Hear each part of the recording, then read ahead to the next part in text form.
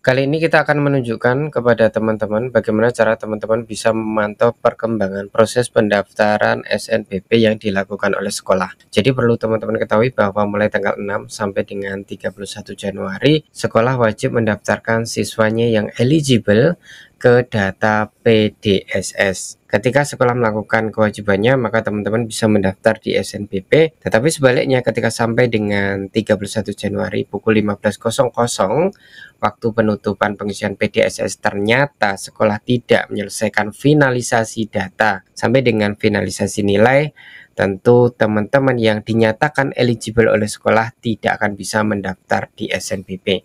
Makanya perlu kita pantau bersama, kita ingatkan ketika misalnya di tanggal 30 Januari ternyata sekolah belum menyelesaikan finalisasi data PDSS, teman-teman bisa meminta kepada sekolah untuk menyelesaikan pada hari itu. Karena ketika finalisasi di tanggal 31, takutnya servernya terlalu crowded dan waktunya tidak cukup, itu akan menyebabkan kegagalan pendaftaran teman-teman di SNBP 2025. Nah, kita langsung saja ketikkan SNPMB di Google, kemudian kita ke websitenya SNPMB, lalu kita klik yang 3 ini, lalu ada pilihan SNBP. Nah, ini ada informasi umum kuota sekolah, kita klik viewer monitoring PDSS. Jadi tugas sekolah dalam pendaftaran SNBP adalah mengisi PDSS. Tanpa PDSS kalian tidak bisa mengikuti seleksi SNBP. Nah, ini adalah update statistik terbaru pertanggal 8 Januari dan ini akan terus berkembang sampai dengan hari terakhir 31 Januari pukul 15.00. Nah, di pendaftaran PDSS sekolah itu ketika sekolah tidak menggunakan e-rapot, maka ada 4 tahapan finalisasi, yakni finalisasi data sekolah yang di situ ngecek berkaitan dengan prodi atau jurusannya, kuotanya sudah benar atau tidak. Kemudian finalisasi siswa eligible yang tentu diperingkat oleh masing-masing sekolah.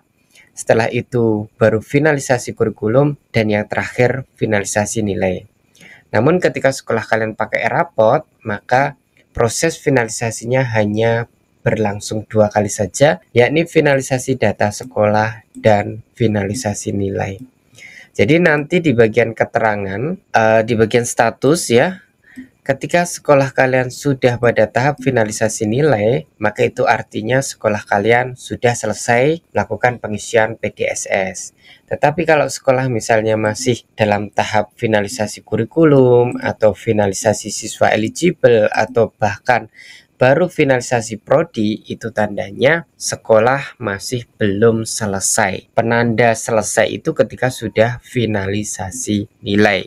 Nah, data ini menunjukkan bahwa yang sudah finalisasi sampai finalisasi nilai itu baru 40 sekolah. Sisanya masih berproses. Tentu sekolah yang ikut di SNBP tahun ini puluhan ribu lah kalau nggak salah gitu ya.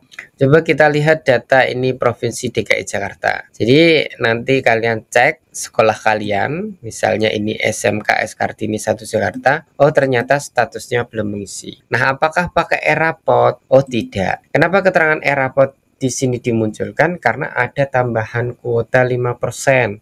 Maka orang tua bisa memberikan saran usulan ke sekolah untuk menggunakan e-rapot. Dengan menggunakan e-rapot, sekolah bisa mendapat tambahan eligible 5% dari kuota reguler berdasarkan akreditasi masing-masing, kan seperti itu.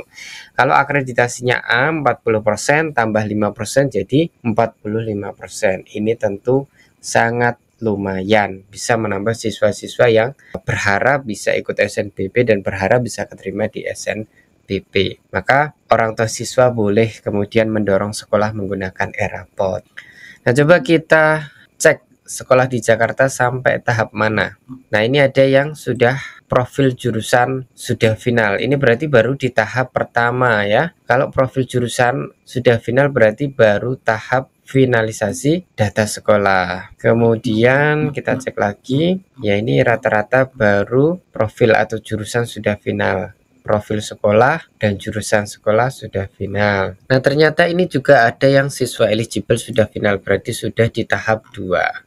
Selebihnya masih belum mengisi. Kalau belum mengisi ini berarti tandanya bisa jadi sekolahnya masih belum login ke PDSS, bisa juga sudah login tetapi belum melakukan aktivitas apapun untuk finalisasi data sekolah atau finalisasi siswa eligible. Nah, untuk mengecek sekolah kalian apakah sudah ngisi atau belum, ya silahkan teman-teman, ini provinsinya di mana, misalnya Provinsi Jawa Tengah, kemudian masukkan nama sekolah kalian, misalnya SMA N1 Rembang, kita cari. Nah, ini ternyata belum mengisi, apakah pakai e-rapat atau tidak? Jawabannya tidak, karena belum mengisi ya.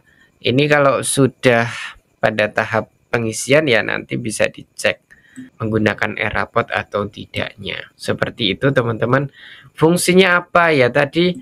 Pengecekan ini fungsinya adalah orang tua bisa menuntut sekolah menggunakan e-rapot agar kuotanya tambah. Kemudian orang tua bisa tahu misalnya tanggal 30 kok statusnya ini masih belum mengisi atau statusnya masih belum finalisasi nilai, maka sekolah bisa diingatkan oleh orang tua siswa agar pada tanggal 30 itu segera difinalisasi. Jangan nunggu tanggal 31.